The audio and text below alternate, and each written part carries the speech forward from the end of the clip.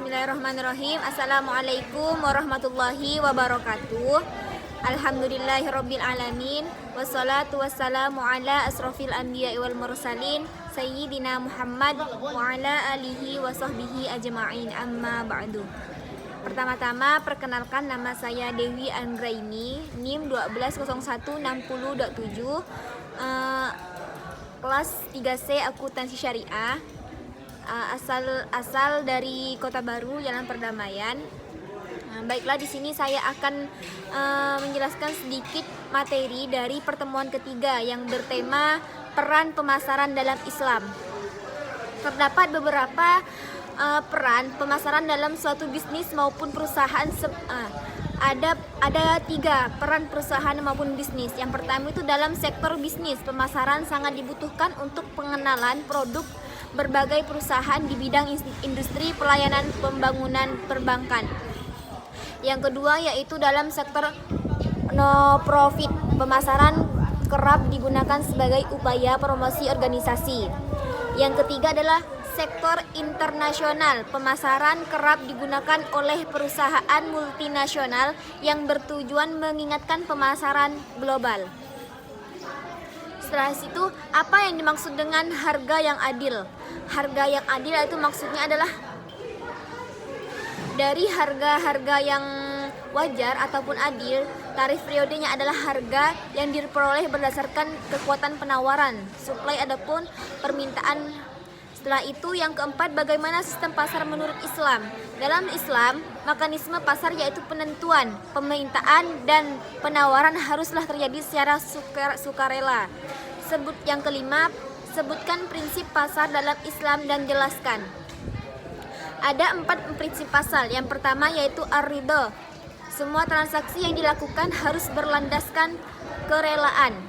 Yang kedua, persinggahan sehat, fair competition, yaitu semua mekanisme dan kegiatan dan pasar akan aman jika terdapat persaingan sehat.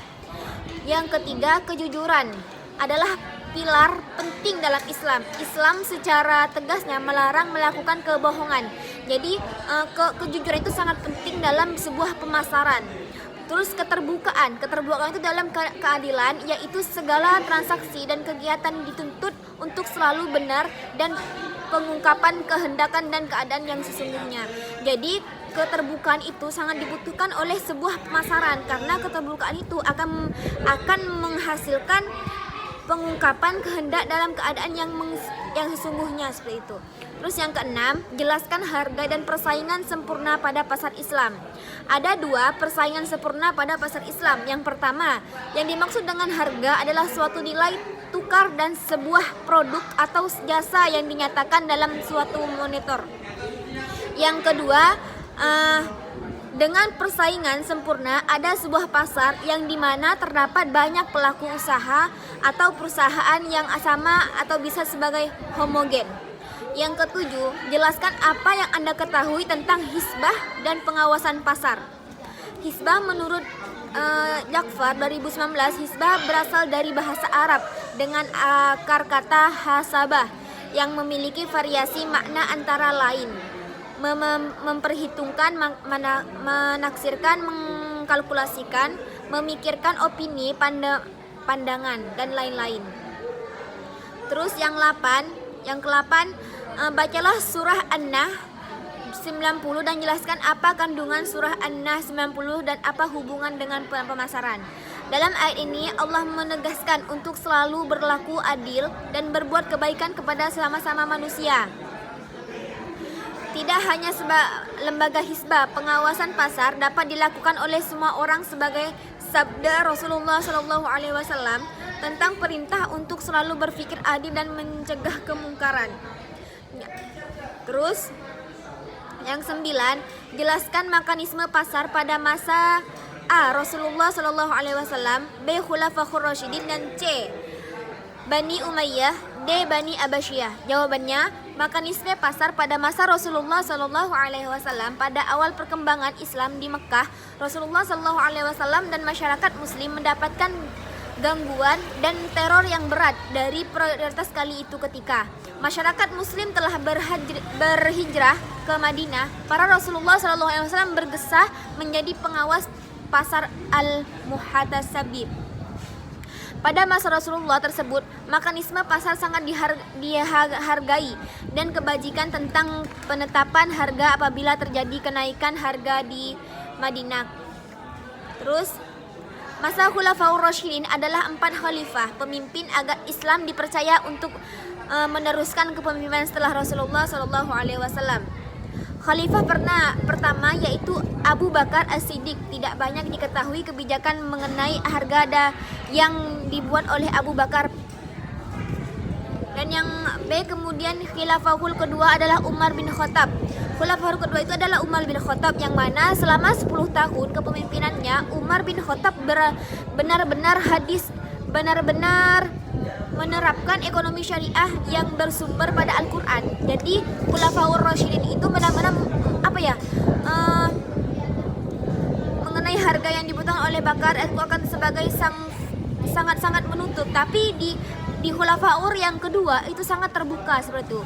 Sedangkan Khulafaur yang ketiga diberikan kepada Utsman bin Affan sebagai seorang fuqah. Beliau mempunyai kepedulian yang tinggi terhadap penegakan hukum, termasuk hukum tentang ekonomi. Jadi Khulafaul ketiga ini beliau mempunyai hukum yang sangat tinggi. Salah satunya itu dalam perekonomian. Yang D yaitu Khulafaul keempat.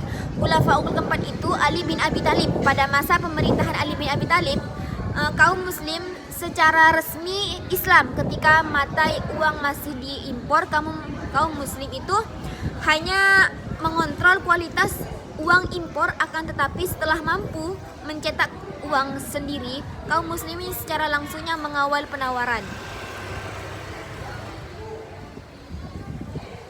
Yang 10, apa yang dimaksud dengan kekuatan pasar ataupun market power? Kekuatan pasar ataupun market power itu adalah suatu kemampuan pelaku pasar ataupun pemasaran dalam menaikkan harga baik barang maupun jasa dalam pasar. Seperti itu. Selanjutnya yang 12, jelaskan konsep keseimbangan pasar dan ketidaksempurnaan pasar beserta solusinya dalam Islam. Jadi, solusi dalam Islam itu keseimbangan pasar, market equilibrium, merupakan situasi ketika semua kekuatan yang ada dalam pasar, baik pemerintahan maupun penawaran, berada dalam keadaan seimbang sehingga setiap variabel seperti harga dan kualitas yang terbentuk di pasar sudah tidak lagi berubah. Terus yang kedua, ketika sempurnanya pasar adalah suatu keadaan ekonomi yang tidak efisien, tidak sempurna dan tidak seimbang dalam pasar sehingga mengganggu mekanisme pasar. Yang ketiga, solusi ketidakseimbangan pasar. Solusi ketidakseimbangan pasar ini ada 4 yang menghambat. Yang pertama yaitu harga yang adil dapat menjadi solusi bagi ketidaksempurnaan. Yang kedua, untuk mengembalikan kondisi pasar yang tidak sempurna diperlukan larangan terhadap faktor penyebab ketidaksempurnaan. Jadi ketika kita mengalami ketidaksempurnaan, maka faktor yang membuat ketidaksempurnaan itulah yang harus kita hambat. Terus keterbukaan informasi diperlukan dalam mengatasi ketidaksempurnaan. Regulasi harga dapat dilakukan oleh pemerintah ketika bersaing tidak sempurna dan dalam keadaan darurat. Yang 13, jelaskan peranan pemerintah dalam mengontrol pasar. Dalam pasar, kerap kali diperlukan campuran tangan pemerintah untuk menjalani kelancaran mekanisme pasar secara sempurna. Yang ke-14, jelaskan proses keputusan pembelian konsumsi. Sebelum melakukan pembelian konsumsi, akan melakukan 5 proses keputusan dalam pembuatan, yaitu yang pertama, pengenalan masalah. Yang kedua, pencarian informasi. Yang ketiga, evaluasi alternatif. Yang keempat, keputusan membeli. Dan yang kelima, evaluasi pasar pembelian. Mungkin hanya itu dari saya terkait materi ketiga. Kurang lebihnya mohon maaf. Wabillahi taufiq wal hidayah. Wassalamualaikum warahmatullahi wabarakatuh.